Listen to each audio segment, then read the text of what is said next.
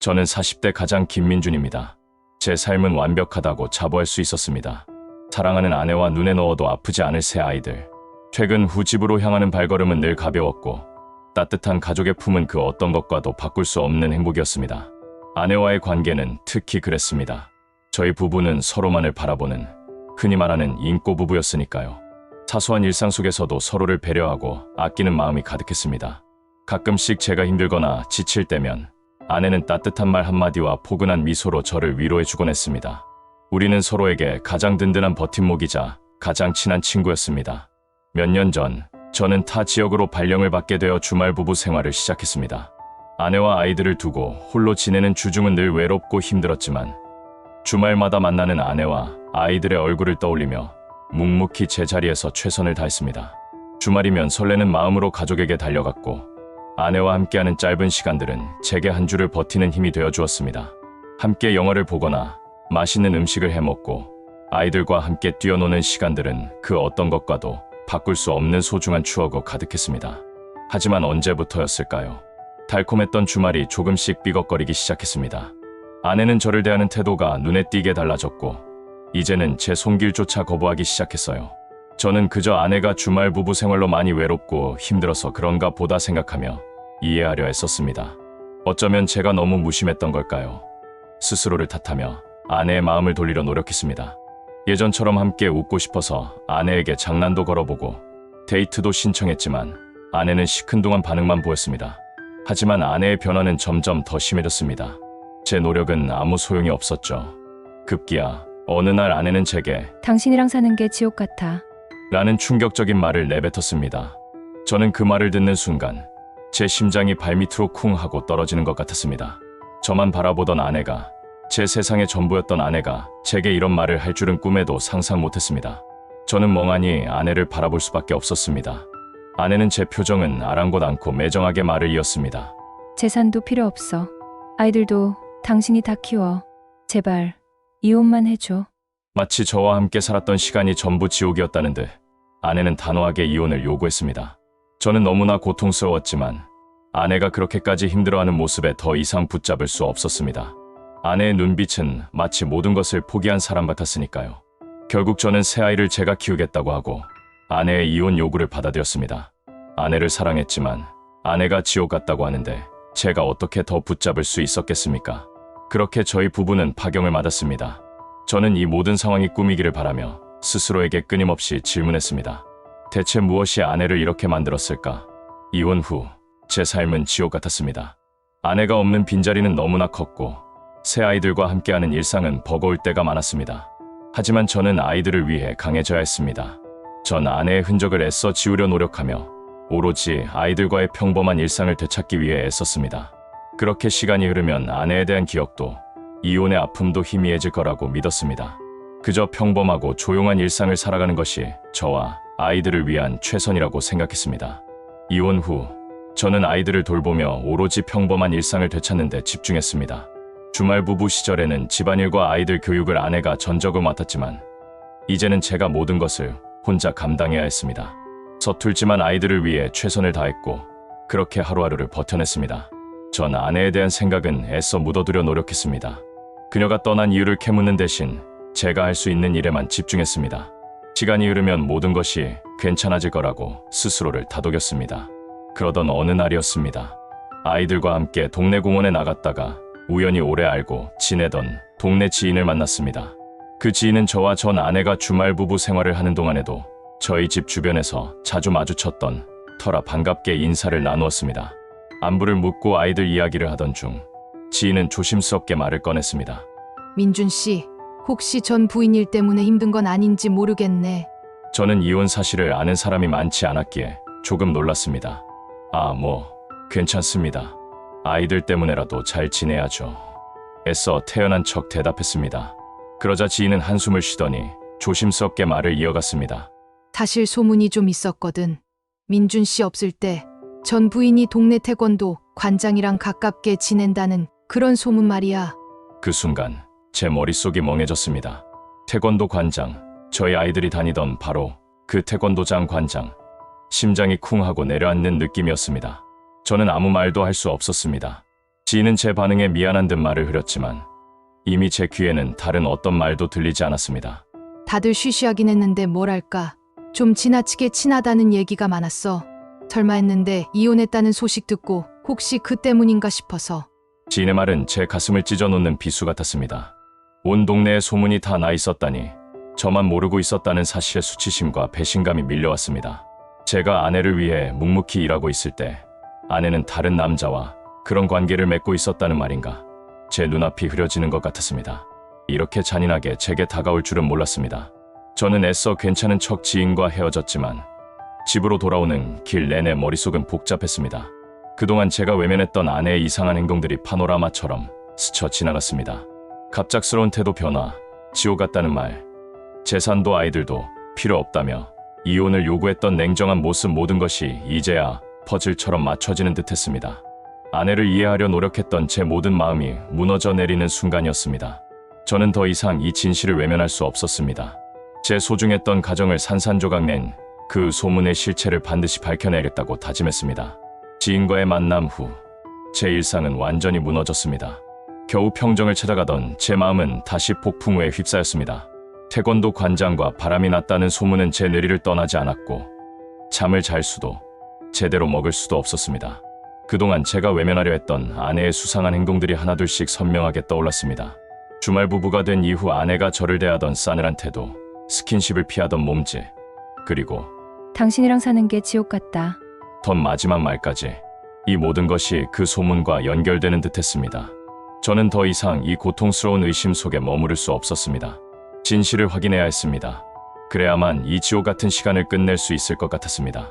하지만 전 아내에게 무작정 찾아가는 것은 답이 아니라고 생각했습니다. 조심스럽게 접근해야 했습니다. 며칠 밤낮을 고민한 끝에 저는 전 아내에게 전화를 걸었습니다. 제 심장은 터질 듯이 뛰었고 손에는 땀이 흥건했습니다. 한참을 망설인 끝에 그녀가 전화를 받았습니다. 목소리는 차분했지만 어딘가 모르게 지쳐있는 듯했습니다. 무슨 일이야? 그녀의 목소리는 딱딱했습니다. 저는 심호흡을 하고 어렵게 말을 꺼냈습니다. 할 얘기가 있어. 너한테 직접 듣고 싶은 이야기가 있어서 잠깐 만날 수 있을까? 잠시 침묵이 흘렀습니다. 그녀는 대답을 망설이는 듯했습니다. 저는 그녀가 거절할까봐 조마조마했습니다. 하지만 이대로 포기할 수는 없었습니다. 부탁이야. 나한테는 정말 중요한 얘기니까 얼굴 보고 얘기하고 싶어. 오랜 침묵 끝에 그녀는 겨우 대답했습니다. 그래, 알았어. 어디서 만날지는 내가 다시 연락할게. 전화가 끊긴 후에도 제 심장은 진정되지 않았습니다. 전 아내가 제 제안을 받아들였다는 사실에 안도감이 들면서도 동시에 그녀에게서 어떤 이야기를 듣게 될지 알 수 없어 불안했습니다. 소문이 사실이라면 저는 그녀의 입으로 직접 그 진실을 확인해야 할 것입니다. 약속 당일 전 아내는 집 근처 한적한 카페에서 만나자고 연락했습니다. 그녀를 만나러 가는 길 내내 만감이 교차했습니다. 제가 알던 밝고 사랑스러웠던 아내의 모습과 지금 제게 등을 돌린 차가운 전 아내의 모습이 계속해서 겹쳐 보였습니다. 그녀의 얼굴에는 어떤 이야기가 담겨 있을까요? 과연 그녀는 제게 모든 진실을 털어놓을까요? 카페 문을 열고 들어서자 창가 자리에 앉아있는 전 아내의 뒷모습이 보였습니다. 그녀는 이전보다 더 마르고 어딘가 초췌해 보였습니다. 저는 조용히 그녀의 테이블로 다가갔습니다. 이제 모든 진실을 마주할 순간이었습니다. 카페에 들어서자 전 아내는 창가에 앉아 창밖을 응시하고 있었습니다. 이전보다 더 마르고 지쳐 보이는 그녀의 뒷모습에서 왠지 모를 쓸쓸함이 느껴졌습니다. 저는 조용히 그녀의 테이블로 다가갔고 그녀는 인기척에 고개를 돌렸습니다. 우리 둘 사이의 노인 테이블 위에는 차가운 공기가 흐르는 듯했습니다. 왔어? 그녀의 목소리는 여전히 차분했지만 어딘가 가시 돋친 듯했습니다. 저는 애써 감정을 억누르며 맞은편 의자에 앉았습니다. 할 얘기가 있어서. 그녀는 고개를 숙이며 한숨을 내쉬었습니다. 잠시 침묵이 흘렀고 저는 기다렸습니다. 지인이 말했던 그 소문, 태권도 관장과의 관계가 과연 사실인지 그녀의 입으로 직접 확인하고 싶었습니다. 그래, 뭘 알고 싶은데? 그녀가 마침내 고개를 들고 저를 똑바로 바라봤습니다. 그녀의 눈빛은 흔들렸지만 동시에 무언가 포기한 듯한 체념이 서려 있었습니다. 저는 조심스럽게 물었습니다. 당신이 태권도 관장이랑 바람이 났다는 소문이 돌더라. 제 말이 끝나자마자 그녀의 얼굴은 순식간에 하얗게 질렸습니다. 그녀는 눈을 질끈 감았다 떴고 손으로 얼굴을 쓸어내렸습니다. 그리고는 결국 모든 것을 털어놓기 시작했습니다. 맞아. 나 그 사람하고 만났었어. 그녀의 입에서 나온 한마디는 제 심장을 꿰뚫는 것 같았습니다. 제가 억지로 외면하려 했던 소문이 그녀의 입으로 직접 확인되는 순간이었습니다. 저는 숨이 턱 막히는 고통을 느꼈습니다. 대체 왜 그랬어? 제 목소리는 겨우 나왔습니다. 그녀는 떨리는 목소리로 설명했습니다. 주말 부부 생활을 하면서 외롭고 힘들었던 자신에게 태권도 관장이 먼저 친근하게 다가왔다는 겁니다. 아이들 수업 문제로 연락을 주고받다 보니 어느새 관계가 깊어졌다고 했습니다. 처음에는 친한 누나 동생으로 지내자고 했고 술도 한잔하자고 자꾸만 연락을 해왔다고 했습니다. 그러다 감정이 깊어졌고 결국 관계를 가지게 되었다고 했습니다. 특히 제가 없는 평일 밤에는 아이들을 재워놓고 태권도장에 가서 부적절한 행동을 계속 이어갔다고 했습니다. 그녀의 말을 듣는 내내 제 머릿속은 혼란스러웠습니다. 한편으로는 배신감에 치가 떨렸지만 또 다른 한편으로는 그녀의 초췌한 얼굴에서 알 수 없는 후회와 고통이 느껴졌습니다. 그럼 나한테 지옥 같다고 이혼하자고 했던 것도 그 사람 때문이었어. 저는 간신히 질문을 이어나갔습니다. 그녀는 고개를 끄덕였습니다. 태권도 관장이 자신에게 남편과 스킨십도 하지 말고 다른 남자도 만나지 말라고 통제했다고 했습니다. 심지어 운동도 가지 못하게 했고 이혼을 하라고 종용했다고 했습니다. 현금이나 재산 등 돈 될 만한 것은 빨리 빼돌리라고도 했다고 합니다. 그녀는 자신이 그 사람에게 가스라이팅을 당한 것 같다고 털어놓았습니다. 그 사람의 말만 믿고 모든 것을 버리고 저와 이혼을 결정했다는 것이었습니다. 그래서 이혼을 하고 나니 그 사람은 뭐라고 했어? 저는 떨리는 목소리로 물었습니다. 그녀의 표정은 다시 한번 어두워졌습니다. 이혼 후 그녀가 태권도 관장에게 언제 이혼할 거냐고 묻자 그의 태도가 180도도 바뀌었다고 합니다. 내가 뭔데 나한테 이혼해라 말아라 하냐? 하며 화를 내더니 얼마 후에는 자신의 아내가 임신했다며 첫 아이니 가정에 충실하고 싶다고 일방적으로 이별을 통보했다고 합니다. 그녀의 이야기는 저에게 또 다른 충격을 주었습니다. 그녀 또한 그 남자에게 이용당하고 버려진 피해자였다는 사실이었습니다. 물론 그녀의 불륜은 용서할 수 없었지만 그 남자의 교활함에 분노가 치밀어 올랐습니다. 제 아내뿐만 아니라 그 남자 또한 가정이 있는 사람이었으니까요. 저는 깊은 한숨을 내쉬었습니다. 이제 진실은 모두 드러났습니다. 하지만 이 진실은 저에게 더 큰 고통을 안겨주었습니다. 저는 이제 무엇을 해야 할까요? 저를 배신한 아내와 그런 아내를 이용한 남자에게 어떻게 대응해야 할까요? 혼란스러운 마음을 안고 카페를 나섰습니다. 전 아내와의 만남 후 제 머릿속은 더욱 복잡해졌습니다. 그녀의 불륜은 분명 잘못된 일이었지만 그녀 또한 그 남자에게 이용당했다는 사실에 묘한 감정이 들었습니다. 물론 그 남자의 이야기는 전 아내의 일방적인 주장일 수도 있었습니다. 하지만 그녀의 초췌한 얼굴과 체념 섞인 눈빛은 그녀가 진심으로 고통받고 있음을 보여주는 듯했습니다. 저는 그 태권도 관장이란 작자에 대해 더 깊이 알아봐야겠다고 결심했습니다. 제 아내에게만 벌어진 일이 아닐 수도 있다는 불길한 예감이 들었기 때문입니다. 수소문 끝에 저는 그 태권도 관장과 과거에 인연이 있었다는 몇몇 사람들에게 연락을 취하기 시작했습니다. 처음에는 조심스러웠지만 그들의 이야기를 들으면 들을수록 제 분노는 걷잡을 수 없이 커졌습니다. 한 여성은 그 태권도 관장이 자신에게도 비슷한 수법으로 접근했다고 털어놓았습니다. 친한 오빠 동생으로 지내자며 끊임없이 연락하고 술자리를 만들고 결국에는 유부남이라는 사실을 숨긴 채 자신과 연인 관계를 맺었다는 겁니다. 그녀는 그 관장이 미인이라고 칭찬하며 다가왔고 술을 함께 마시면서 정이 들고 관계를 가졌다고 말했습니다. 결국 그 남자에게 이용당하고 버림받았을 때의 상실감과 배신감은 말로 표현할 수 없을 정도라고 했습니다. 연애하면서 데이트라도 한번 해봤냐고 물으니 술 먹고 모텔 간 게 전부라고 하더군요. 모텔에 가서 부적절한 관계를 즐기고 집에 있는 돈 될 만한 건 다 챙겨오라고 했답니다. 왜 만났냐고 물어보니 좋아했으니까 만났다고 하더군요. 그녀는 저와 전 아내가 겪었던 상황과 너무나 흡사한 이야기에 저 또한 할 말을 잃었습니다. 또 다른 여성은 그 남자가 자신에게 당신 남편이랑 스킨십도 하지 마라. 다른 남자는 만날 생각도 하지 마라. 심지어는 운동도 가지 마라. 는 식으로 통제했다고 고백했습니다. 심지어 이혼해라. 빨리 이혼 준비를 해라. 고 종용했고 현금이든 재산이든 돈 될 만한 것은 빨리 다 빼돌려라. 는 말까지 했다는 겁니다. 그 여성은 그 남자의 말에 넘어가 실제로 이혼까지 했는데 막상 자신이 이혼하고 나자 언제 이혼할 거냐는 질문에 그 남자가 180도 태도를 바꿔 내가 뭔데 나한테 이혼해라 말아라 하냐? 며 적반하장으로 나왔다고 합니다. 얼마 후에는 자신의 아내가 임신했다며 가정에 충실하고 싶다며 일방적으로 관계를 끊었다고 합니다. 이 모든 이야기를 듣고 나니 제 전 아내 역시 그 남자의 교활한 수법에 완벽하게 놀아났다는 것을 알 수 있었습니다. 그는 자신을 이상형이라고 칭하며 친한 누나 동생으로 지내자고 접근했고 주말 부부인 전 아내의 상황을 악용하여 평일 밤에 아이들을 재운 후 태권도장에서 부적절한 행동을 이어갔다고 했습니다. 이 남자는 사람을 오직 이용의 대상으로만 여기는 파렴치한 인간이라는 확신이 들었습니다. 끓어오르는 분노를 주체할 수 없었습니다. 저와 제 아이들에게 고통을 안겨준 것만으로도 모자라 다른 여러 여성들까지 농락하며 가정을 파탄낸 이 남자를 절대로 용서할 수 없었습니다. 저는 더 이상 이 상황을 좌시할 수 없다고 판단했습니다. 이제는 이 모든 것을 세상에 드러내고 그에게 합당한 대가를 치르게 할 때였습니다. 저는 그 태권도 관장을 상대로 위자료, 청구, 소송을 제기하기로 결심했습니다. 전 아내와 다른 피해자들의 이야기를 듣고 난 후 제 마음속에는 더 이상 주저함이 남아있지 않았습니다.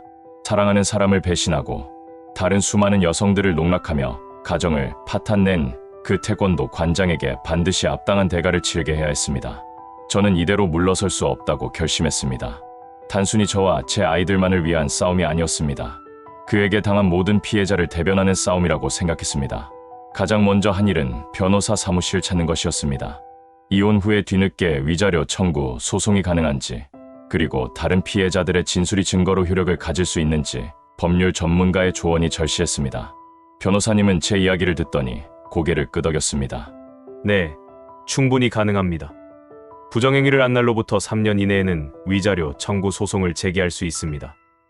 이미 이혼하셨다 하더라도 불륜으로 인한 정신적 고통에 대한 위자료는 별도로 청구할 수 있습니다. 그리고 다른 피해자들의 진술 역시 그 남자의 상습적이고 악의적인 행위를 증명하는데 중요한 증거가 될 수 있습니다. 변호사님의 확신에 참 목소리는 제게 큰 용기를 주었습니다. 저는 그 태권도 관장을 상대로 위자료, 청구, 소송을 제기하기로 최종 결정했습니다. 소송 절차에 대한 설명을 들으며 저는 그동안 외면했던 아내의 불륜 흔적들을 다시 마주해야 했습니다. 아내의 휴대전화 기록, 문자 메시지, 그리고 태권도장 주변 CCTV 영상 등 증거가 될 만한 모든 것을 모으기 시작했습니다. 모든 자료를 들여다볼수록 분노는 더욱 커졌지만 동시에 제가 겪었던 모든 고통에 대한 정당한 보상을 받겠다는 의지는 더욱 강해졌습니다. 소송 준비는 생각보다 쉽지 않았습니다. 전 아내와의 관계에서 오는 복잡한 감정, 그리고 아이들에게 이 사실이 알려질까 하는 걱정 등 모든 것이 저를 짓눌렀습니다. 하지만 저는 포기하지 않았습니다. 밤늦도록 증거를 찾고 변호사님과 상담하며 소송 전략을 세웠습니다. 그 남자가 여전히 태권도장을 운영하며 아무렇지 않게 지내고 있다는 사실은 저를 더욱 자극했습니다. 어떻게 학부모와 이런 부정행위를 저지른 사람이 계속해서 아이들을 가르칠 수 있지? 이 부당함은 저를 더욱 강하게 만들었습니다. 소송이 시작되면 저와 아이들의 삶이 또다시 세간의 입방아에 오르내릴 수도 있었습니다. 하지만 저는 이제 두렵지 않았습니다. 이 싸움은 단순히 개인적인 복수가 아니었습니다. 저와 같은 피해자가 더 이상 생기지 않도록, 그리고 그 태권도 관장 같은 파렴치한 자가 세상에서 발붙이지 못하게 하기 위한 정의로운 싸움이라고 생각했습니다. 마침내 소장이 접수되었고 저는 법원의 호출을 기다리게 되었습니다. 길고 지난한 싸움이 시작될 것이라는 것을 알았지만 저는 단 한 번도 후회하지 않았습니다. 저의 무너진 가정을 되돌릴 수는 없겠지만 적어도 그에게는 합당한 벌을 받게 해야 했습니다. 다음 이야기에서는 법정에서 마주하게 될 그와 그리고 이 싸움이 가져올 예상치 못한 파장들에 대한 이야기가 펼쳐질 것입니다. 태권도 관장을 상대로 위자료, 청구, 소송을 제기한 후 저는 매일같이 변호사님과 연락하며 소송 준비에 매진했습니다. 증거 자료를 모으고 과거의 기억을 되짚어 진술서를 작성하는 모든 과정은 고통스러웠지만 정의를 구현하겠다는 의지는 저를 지탱해 주었습니다. 아이들에게는 최대한 내색하지 않으려 노력했지만 제 마음속 깊은 곳에서는 끊임없이 폭풍이 몰아치고 있었습니다. 소송 사실은 아직 외부에 알리지 않았습니다. 혹시라도 아이들이 상처받을까 염려했고 제가 일하는 회사에도 알려지는 것을 원치 않았습니다. 그저 조용히 법적인 절차를 밟아 문제를 해결하고 싶었습니다. 하지만 세상은 제가 원하는 대로 흘러가지 않았습니다. 소송이 접수되고 얼마 지나지 않아 저는 상상조차 하지 못했던 비열한 반격을 마주하게 되었습니다. 어느 날 아침 회사에 출근하자 동료들의 시선이 저를 향해 있었습니다. 왠지 모르게 저를 피하는 듯한 분위기, 수군거리는 목소리들이 느껴졌습니다. 불길한 예감이 들었습니다. 불안한 마음으로 제 자리로 돌아왔을 때 컴퓨터 모니터에 떠있는 회사 내부 게시판을 보고 저는 온몸에 피가 차갑게 식는 것을 느꼈습니다. 게시판에는 저를 비방하는 내용의 글이 올라와 있었습니다. 익명으로 작성된 글이었지만 누가 봐도 저를 겨냥한 것이 분명했습니다. 내용은 충격적이었습니다. 제가 마치 전 아내를 학대하고 폭행해서 이혼에 이르게 한 파렴치한 남편인 것처럼 묘사되어 있었습니다. 성격 파탄자 남편 때문에 아내가 도망갔다. 가정폭력을 일삼아 아내가 결국 이혼을 요구했다. 자녀들을 방치하고 유흥에 빠져 살았다. 등 전혀 사실이 아닌 악의적인 허위 사실들로 가득 차 있었습니다. 심지어 제가 태권도 관장에게 부당하게 위자료를 요구하고 있다는 내용까지 적혀 있었습니다. 저는 손이 떨려 마우스를 잡을 수도 없었습니다. 명백히 태권도 관장이 저를 음해하기 위해 꾸며낸 짓이었습니다. 도대체 사내 게시판에 어떻게 글을 올렸을까요? 자신이 불리해지자 저를 파렴치한으로 몰아가려는 비열한 수법에 저는 분노를 넘어선 경악을 금치 못했습니다. 게시판의 글은 순식간에 회사 전체로 퍼져나갔습니다. 동료들의 수군거림은 더욱 노골적으로 변했고 저를 바라보는 시선에는 의심과 경멸이 담겨 있었습니다. 그 글 하나로 저는 순식간에 문제 있는 직원, 가정 파탄자로 낙인 찍히는 듯했습니다. 저는 당장이라도 소리 지르고 싶었습니다. 모든 것이 거짓이라고, 제가 피해자라고 외치고 싶었습니다. 하지만 입이 떨어지지 않았습니다. 저는 곧바로 게시글을 지워달라고 요청했지만 이미 글은 캡처되어 사내 메신저를 통해 빠르게 공유되고 있었습니다. 저의 명예는 순식간에 땅에 떨어졌습니다. 이 비열한 반격에 저는 어떻게 대응해야 할까요? 소송은 이제 단순히 위자료를 받아내는 것을 넘어 저의 명예와 삶을 되찾기 위한 필사의 싸움이 되어버렸습니다. 저는 이 악의적인 허위 사실, 유포에 대해 어떻게든 책임을 물어야겠다고 다짐했습니다. 회사 게시판에 올라온 악의적인 허위 사실은 제 삶을 송두리째 뒤흔들었습니다. 동료들의 의심 어린 시선은 마치 칼날 같았고 저는 한순간에 파렴치한 인간으로 낙인 찍힌 기분이었습니다. 잠시 회사에 출근하는 것조차 고통스러웠습니다. 하지만 이대로 주저앉을 수는 없었습니다. 제 명예를 짓밟고 저를 음해한 그 태권도 관장에게 반드시 책임을 물어야 했습니다. 저는 곧바로 변호사님께 연락하여 회사 게시판 글에 대해 설명했습니다. 변호사님은 명백한 허위 사실, 유포와 명예훼손에 해당한다며 즉시 법적 조치를 취해야 한다고 조언했습니다. 그 말을 듣는 순간 제 머릿속에는 오직 한 사람, 태권도 관장의 얼굴만이 떠올랐습니다. 그 비열한 자가 저지른 짓이라는 확신에는 변함이 없었습니다. 저는 더 이상 참을 수 없었습니다. 변호사님과 상의하기 전 우선 제가 직접 그 태권도 관장에게 따져 묻기로 했습니다. 그의 뻔뻔한 얼굴을 직접 보고 싶었고 그의 입에서 사과를 받아내고 싶었습니다. 점심시간, 저는 몰래 회사를 빠져나와 태권도장으로 향했습니다. 태권도장 문을 열고 들어서자 여전히 아무렇지도 않게 아이들을 가르치고 있는 그의 모습이 보였습니다. 그는 제가 들어서는 것을 보더니 순간 표정이 굳어졌습니다. 관장님, 할 얘기가 있습니다. 제 목소리는 낮게 깔렸지만 분노로 인해 떨리고 있었습니다. 그는 아이들에게 잠시 쉬라고 지시한 뒤 저에게 다가왔습니다. 그의 얼굴에는 여전히 뻔뻔함이 가득했습니다. 무슨 일이십니까? 갑자기 태권도장까지 찾아오시고. 저는 더 이상 애둘러 말하지 않았습니다. 회사 게시판에 올라온 글, 당신 짓이지? 그러자 그의 얼굴에는 순식간에 비웃음이 스쳐 지나갔습니다. 무슨 말씀이신지, 제가 뭘 했다는 겁니까? 혹시 김민준 씨 헛소문 듣고 저한테 이러는 겁니까? 그 글에 김민준 씨 이름이 있습니까? 익명으로 쓴 글인데 저한테 왜 이러시는지 모르겠네요. 제가 익명이라고 한 적 없는데요. 뻔뻔한 그의 태도에 제 분노는 극에 달했습니다. 그는 교활하게 익명 그림을 내세워 발뺌하려 했습니다. 저는 주먹을 꽉 쥐었지만 이성을 잃지 않으려 노력했습니다. 당신이 제 전 부인을 상대로 했던 수법, 당신에게 당한 다른 피해자들 이야기, 제가 다 알고 있습니다. 그리고 그 글이 당신 짓이라는 증거를 찾고 있어요. 명예훼손, 허위사실 유포 당신, 이것도 소송할 수 있다는 거 알아? 제 입에서 소송이라는 단어가 나오자 그의 얼굴에 비로소 당황한 기색이 역력해졌습니다. 그의 눈빛이 흔들렸고 굳게 다물었던 입술을 겨우 열었습니다. 죄송합니다. 제가 좀 경솔했습니다. 미안합니다. 당장 글 내리겠습니다. 정말 죄송합니다. 순간 태도를 바꿔 꼬리를 내리는 그의 모습에 어이가 없었습니다. 그는 허둥지둥 휴대폰을 꺼내 게시판에 접속하더니 제 앞에서 그 글을 삭제했습니다. 비록 그는 글을 내렸지만 이미 회사 사람들 대부분이 그 글을 보았을 것이고 제 마음속 상처는 사라지지 않았습니다. 당신은 절대 용서받지 못할 겁니다. 내가 시작한 싸움 끝까지 갈 겁니다. 저는 싸늘하게 말한 뒤 태권도장을 나섰습니다. 뒤돌아 나오면서 태권도장 간판을 다시 올려다보았습니다. 여전히 그 자리에 아무렇지도 않게 걸려있는 그의 태권도장 간판이 저를 비웃는 듯했습니다. 자신의 비열한 행동에 대한 최소한의 양심도 없이 그는 여전히 아이들을 가르치는 관장님 행세를 하고 있었습니다. 이 모든 부당함이 저를 다시 한번 분노하게 만들었습니다. 저의 정의를 향한 싸움은 이제 시작에 불과했습니다. 위자료 소송을 준비하면서도 제 마음 한구석은 늘 답답했습니다. 법적인 승소는 당연히 중요했지만 그 파렴치한 자가 여전히 아이들을 가르치는 태권도 관장이라는 사실은 저를 괴롭혔습니다. 돈 몇 푼으로 그의 악행이 가려지는 것을 원치 않았습니다. 그는 아이들에게 악영향을 미칠 수 있는 존재였고 사회적으로 매장시켜야 마땅하다고 생각했습니다. 저는 변호사님께 태권도 협회에 제명 요청을 할 수 있는지 문의했습니다. 부도덕한 사설 체육시설 운영자를 협회 차원에서 제명할 수는 없을까요? 그래야 더 이상 아이들에게 접근하지 못할 텐데요. 제 질문에 변호사님은 긍정적인 면과 현실적인 어려움을 동시에 설명해 주셨습니다. 이론적으로는 가능합니다. 협회 윤리 강령이나 품위 유지 의무 위반으로 징계를 요청해 볼 수 있죠. 하지만 현실적으로는 쉽지 않을 겁니다. 외부인이 협회 내부 문제에 깊이 관여하기는 매우 어렵습니다. 변호사님의 이야기는 제게 또 다른 좌절감을 안겨주었습니다. 교육청도 협회도 도대체 어디에서도 이 악질적인 인간에게 사회적 책임을 물을 수 없다는 말인가? 제 아픔을 이용한 그는 버젓이 아이들을 가르치고 저는 소송으로 정신적, 금전적 고통을 감수해야 한다는 사실이 너무나도 불공평했습니다. 저는 가장 직접적이고 현실적인 방법을 택하기로 했습니다.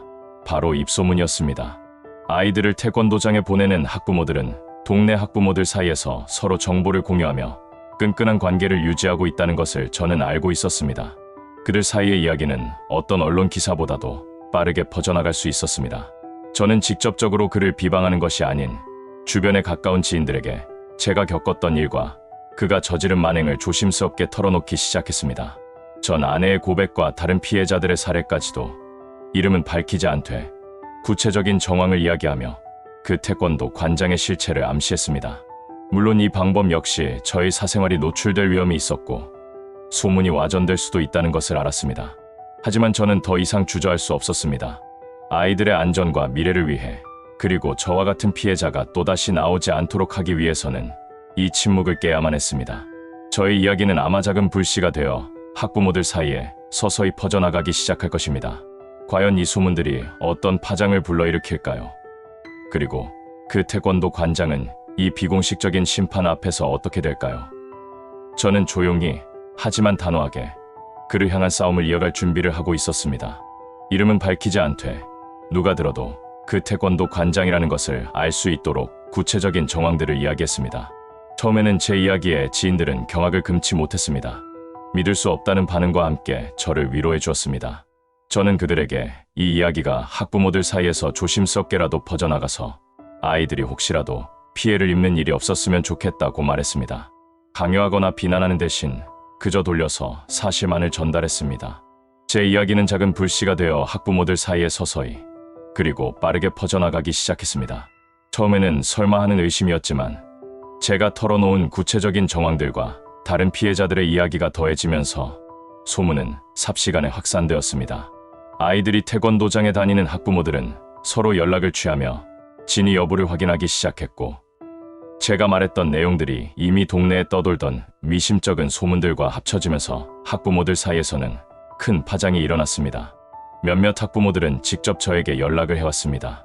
처음에는 조심스럽게 소문의 진실을 물었지만 제가 겪었던 일을 담담하게 이야기해주자 그들 역시 충격과 분노를 감추지 못했습니다. 설마 그 관장님이 그런 사람일 줄은 몰랐어요. 우리 아이를 그곳에 보내고 있었다니 소름이 돋네요. 같은 반응들이 이어졌습니다. 어떤 학부모들은 자신의 아이에게 혹시 무슨 일이 있었던 건 아닌지 걱정하며 아이들을 다그치듯 물어보기도 했습니다. 결국 학부모들 사이에서 태권도장을 옮겨야 한다는 이야기가 공론화되기 시작했습니다. 불안감을 느낀 학부모들은 아이들을 하나둘씩 태권도장에서 빼기 시작했습니다. 처음에는 몇 명이었지만 걷잡을 수 없이 많은 아이들이 태권도장을 떠났습니다. 평소와 기 넘치던 태권도장은 점차 텅 비어갔고 관장은 눈에 띄게 초조해하는 모습이었습니다. 저는 멀리서 그 모습을 지켜보며 씁쓸한 미소를 지었습니다. 법적으로, 공식적으로 그를 끌어내릴 방법은 없었지만 여론과 사회적인 압력은 그에게 직접적인 타격을 주기 시작한 것입니다. 그의 뻔뻔한 미소는 사라졌고 태권도장에는 냉랭한 기운이 감돌았습니다. 이것은 법정에서의 승소와는 또 다른 의미의 승리였습니다. 비록 그가 여전히 태권도장 문을 닫지 않고 버티고는 있었지만 그의 악행이 더 이상 통하지 않는다는 것을 그는 서서히 깨달았을 것입니다. 태권도장에서 학부모들의 발길이 끊기기 시작하자 한때 활기 넘치던 도장은 싸늘한 침묵에 잠겼습니다. 학부모들 사이에서 퍼져나간 소문은 강력한 힘을 발휘했고 그 어떤 법적 제재보다도 그에게 큰 타격을 주었습니다. 관장의 얼굴에서는 오만함이 사라지고 초조함과 불안감이 역력했습니다. 저는 멀리서 그 모습을 지켜보며 씁쓸한 만족감을 느꼈습니다. 저의 작은 불씨가 결국 그의 위선적인 가면을 벗겨내기 시작한 것입니다. 이후 진행된 위자료 청구, 소송은 제 예상대로 승소로 마무리되었습니다. 제가 수집한 증거들과 전 아내의 솔직한 고백, 그리고 다른 피해자들의 증언이 결정적인 역할을 했습니다. 법원은 태권도 관장의 부정행위와 그로 인한 저의 정신적 피해를 인정하고 위자료를 지급하라는 판결을 내렸습니다. 법정에서 판결이 낭독될 때 저는 복잡한 감정에 휩싸였습니다. 승리했지만 제 가족이 산산조각난 아픔이 사라지는 것은 아니었습니다. 문제는 그의 이유였습니다. 법원의 판결에도 불구하고 태권도 관장은 여전히 태권도장을 운영했습니다. 달리 처벌할 방법이 없다는 변호사님의 말이 현실이 되는 순간이었습니다.